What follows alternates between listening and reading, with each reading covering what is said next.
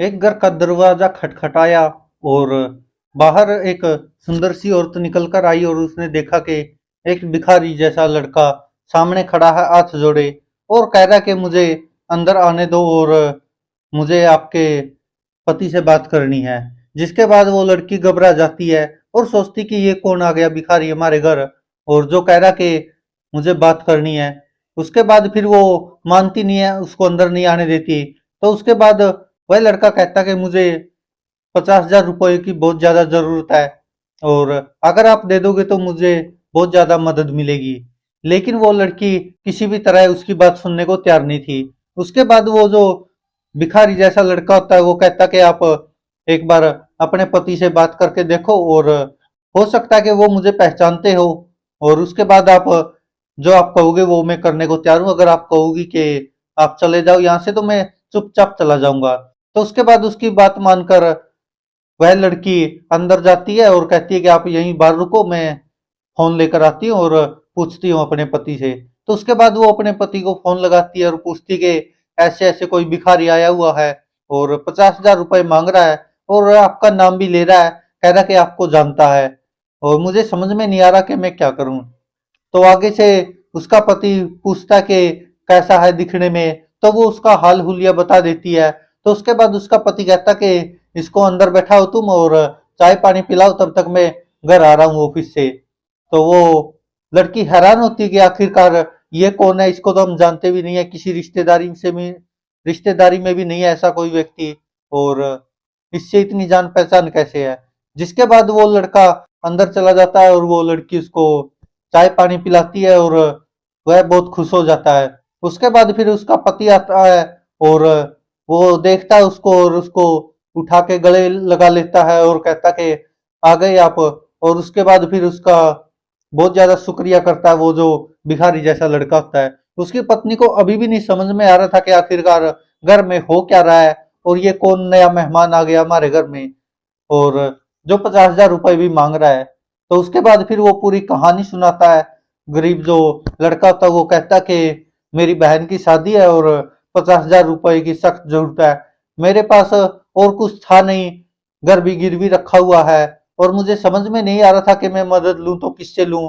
Bank भी loan नहीं दे रहा अब, क्योंकि उससे तो पहले ही लोन ले रखा है और जिस कारण मैं बहुत परेशान था और मुझे आप याद आए और इसलिए मैं आपके पास आ गया कि शायद आप मेरी मदद कर सकते हो कुछ। तो उसके बाद वह व्यक्ति उस गरीब लड़के की बात सुनता है और चुपचाप से अंदर जाता है और अलमारी में से 1 लाख रुपए निकाल लेता है। उसके बाद उसकी पत्नी उससे लड़ाई झगड़ा करती बहुत ज्यादा कि आखिरकार तुम इसको इतने पैसे दे क्यों रहे हो और वो 50,000 मांग रहा है तो उसके बावजूद भी तुम इसको 1 लाख दे रही हो। और उसको समझ में नहीं आ रहा होता कि आखिरकार ये हो क्या रहा है और ये कौन है जो भिखारी की तरह आया अंदर और पैसे 50,000 मांग रहा है और मेरे पति इसको 1 लाख दे रहे हैं। तो उसके बाद फिर वह 1 लाख और निकाल लेता है और कहता कि अब इसको मैं 2 लाख दूंगा। तो उसके बाद वो उस गरीब लड़के के पास जाता है और उसको 2 लाख रुपए दे देता है और कहता है कि ये 1 लाख रुपए रख लो जो तुम्हें मदद के लिए चाहिए और 1 लाख रुपए मेरी तरफ से कन्यादान भी रख लो। और वह लड़का बहुत ज्यादा खुश हो जाता है, हालांकि कुछ मना मनाई भी करता है थोड़ी देर के, इतने नहीं चाहिए मुझे, सिर्फ 50,000 ही चाहिए थे।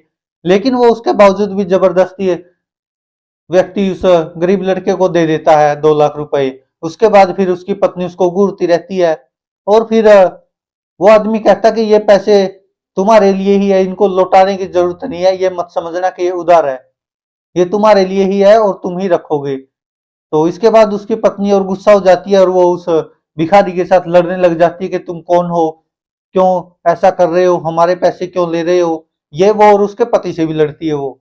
लेकिन उसके बाद फिर उसका पति उसको बताता है कि आज से 10-12 साल पहले कुछ ऐसा हुआ था कि मैं कहीं पर जा रहा था ट्रेन में और मेरा पर्स चोरी हो गया था। मेरे पास आने घर आने के भी पैसे नहीं थे, लेकिन मुझे ऑफिस के काम से जरूरी जाना था कहीं पर, तो जिस कारण मैं बहुत ज्यादा परेशान था और ट्रेन में खड़ा खड़ा रो रहा था। और उस समय इस व्यक्ति ने, बहुत गरीब था ये तब भी और फटे हाल में था, पता नहीं किसी काम से यह इसके पास पैसे थे कुछ 2-2.5 हजार और तब इसने उस समय में मुझको वो सारे पैसे दिए थे। इसके पास तो इतने थे भी नहीं, लेकिन उसके बावजूद भी इसने मेरी मजबूरी को समझकर सारे पैसे दिए थे। और जब मैंने इससे पूछ कहा था कि मैं लौटा दूंगा, अपना नाम पता एड्रेस बता दो, तो इसने कुछ नहीं बताया था, लेकिन सिर्फ मेरा एड्रेस जरूर पूछ लिया था कि मैं कभी अगर तुम्हारे शहर में आऊंगा तो तुमसे जरूर मिलकर जाऊंगा। और मैंने भी इसको बोला था कि अगर तुम्हें कभी भी जरूरत पड़े कुछ भी, तो बेझिझक मेरे पास चले आना। उसके बावजूद भी उसकी पत्नी समझ नहीं पाती और कहती है कि फिर इसको अगर 2,000 दिए थे या 2,500 दिए थे तो इसको वही वापस लौटा दो, आप इतने 2 लाख क्यों दे रहे हो।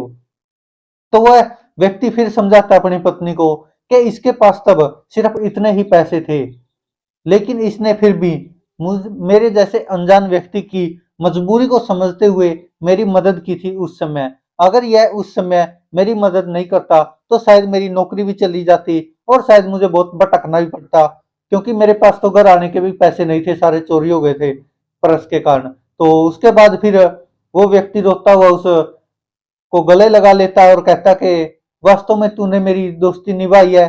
जिस तरह से एक मुश्किल समय में मैंने तेरी थोड़ी सी मदद की थी, लेकिन आपने आज मेरी बहन की शादी है और आपने 2 लाख रुपए देकर मुझ पर बहुत बड़ा एहसान चढ़ा दिया है।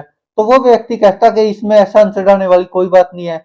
जैसे तूने उस दिन मदद की थी, तेरे पास तो इतने थे भी नहीं, लेकिन उसके बावजूद भी तूने मुझको इतने सारे पैसे दे दिए थे और मेरी मजबूरी समझी थी। आज तेरे पे मुश्किल समय आया है और मैं तेरी मजबूरी समझ सकता हूँ। हमें कोई फर्क पड़ने वाला है नहीं 2-2.5 लाख रुपए में।